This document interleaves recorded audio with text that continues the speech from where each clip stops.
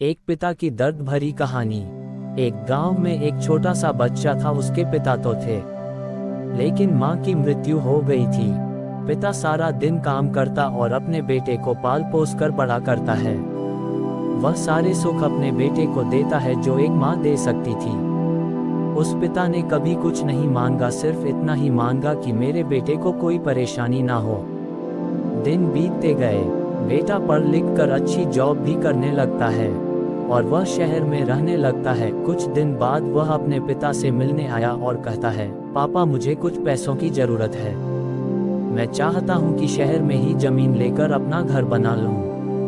पिता इस बात को सुनकर बहुत खुश होते हैं। सोचते हैं कि मेरा बेटा है, एक ना एक दिन नाम करेगा।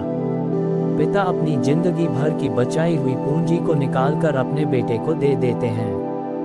बेटा शहर चला जाता है और उन पैसों से अपना घर बना लेता है। पिता इधर इंतजार करता रहता है कि मेरा बेटा फिर से आएगा, एक ना एक दिन तो मेरे पास आ ही जाएगा। और जाएगा कहाँ? उसके पिता के पास अब कोई नहीं जाता था, क्योंकि ना ही अब उस पिता के पास पैसे थे और ना ही रहने की जगह। कुछ दिन बाद बेटा फिर लौट कर आता है और अपने पिता से कहता है, पापा अब आप दादाजी बनने वाले हैं। पिता को बहुत खुशी होती है इस बात को सुनकर। वह कहते हैं, तू मुझे मेरी बहू और पोते से कब मिलाएगा? बेटा कहता है, बस पापा थोड़े दिन और। बेटा अपने पिता से बोलता है, पापा मुझे कुछ पैसों की ज़रूरत है, क्योंकि आजकल थोड़ा जॉब में खींच-बीच हो रही है, जिसके कारण से मुझे कुछ दिन के लिए सस्पेंड कर दिया गया है।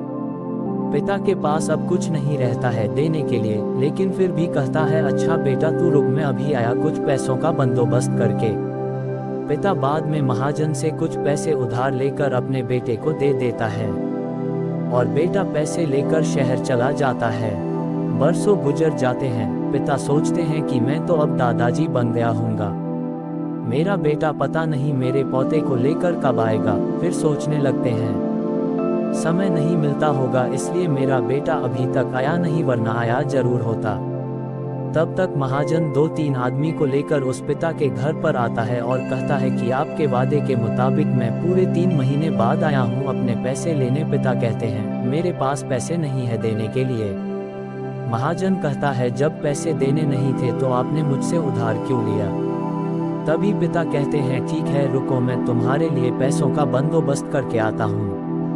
और वहाँ के नज़दीकी अस्पताल में चले जाते हैं। वहाँ जाकर अपना ब्लड डोनेट करते हैं और अपनी एक किडनी बेच देते हैं और उस महाजन का कर्ज उतार देते हैं। किडनी बेचने के बाद उनकी स्थिति और भी खराब हो जाती है और वह उस राह में जी रहे होते हैं कि मेरा बेटा एक दिन जरूर आएगा। इस आस में जीते जीते एक दिन पिता की मृत्यु हो जाती है, परंतु उस बेटे को अपने पिता को आग देना भी नसीब नहीं हुआ।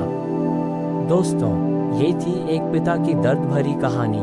अगर आपको ये कहानी अच्छी लगी तो नीचे कमेंट करके हमें ज़रूर बताएं। अगर आपको ये कहानी पसंद आई हो तो अपने दोस्तों के साथ ज़रूर शेयर करें और ऐसी ही प्यारी कहानियाँ सुनने के लिए हमारे YouTube चैनल को ज़रूर सब्सक्राइब करें। धन्यवाद।